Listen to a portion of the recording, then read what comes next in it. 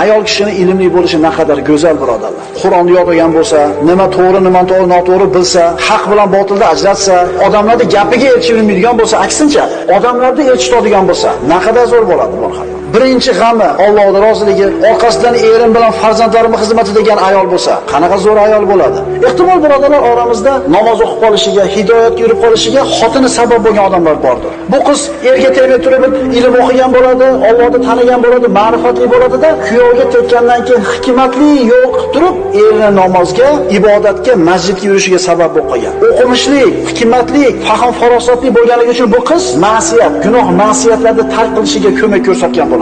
Shuning uchun uylanayotgan ukalar, kimga uylanayotganlarga qarab qo'yinglar. Sizlarda oxirat hovlisiga qarab tortadiganmi sizga kelayotgan juft yoki faqat dunyo hovlisiga qarab tortadiganmi? Dindorini tanlagan degan payg'ambarimiz. Fazfar bizati din taribat yadak. Dindorini tanlagan, ey musulmon yigit, baraka topasan degan.